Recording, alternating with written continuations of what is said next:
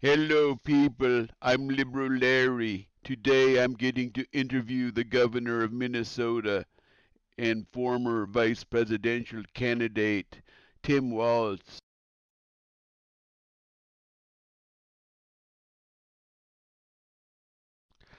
I am honored to have Minnesota Governor Tim Walz on my show. Let me jump into it with a burning question. There has been a lot of stuff on the internet about people calling you retarded. What's your take on that? True. This creates danger. And I'll tell you what, in my time on this, I'd never seen this before. People driving by my house and using the R word in front of people. This is shameful. And I have yet to see an elected official, a Republican elected official, say, "You're right, that's shameful." He should not say it. So look, I'm worried. Recently, your state has been having some problems with the Somalian daycare fraud. What is your opinion on this? This is what happens when they target communities for their own benefit. This is what happens when they scapegoat. And this is what happens when they no longer hide the idea of white supremacy when you hear the Vice President of the United States talk about now white people won't have to apologize for being white. That's never happened once in my whole damn life. And I think everybody in this room knows what they're doing. This is what happens when they target communities for their own benefit. This is what happens when they scapegoat. How do you feel about Republicans and ICE cracking down on Somalian immigrants after this recent scandal came to light?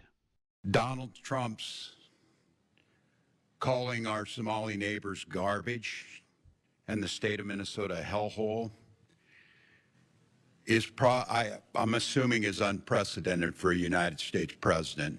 We've got little children going to school today who their president called them garbage. This shouldn't be that difficult. Your ethnicity, religion,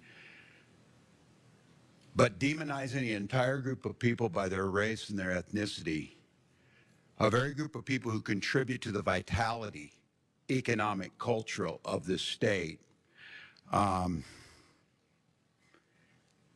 is something I was hoping we'd never have to see. This is on top of all of the other vile comments.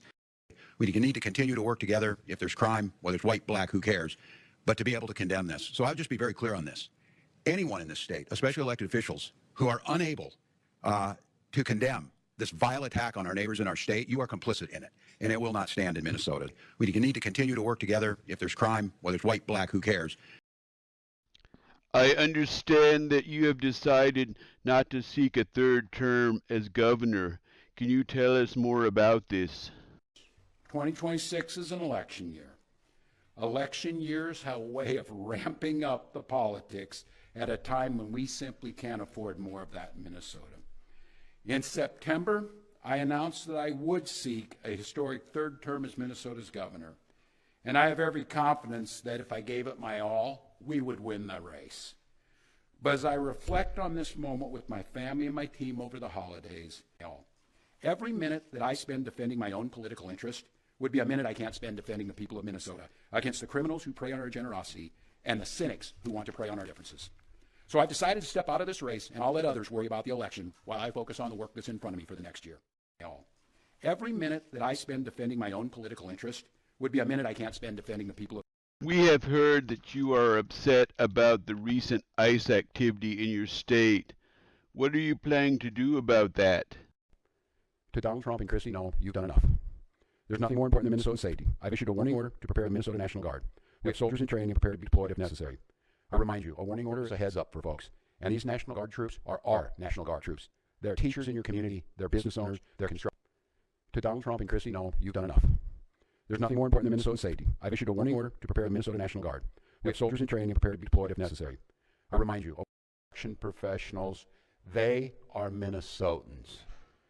Minnesota will not allow our community to be used as a prop in a national political fight. We will not take the bait.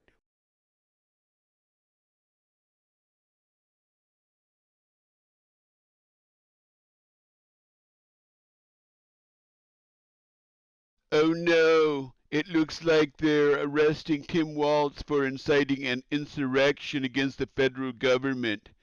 Good luck, Tim. I will send you some tampons and some cartons of smokes, if that is still a thing.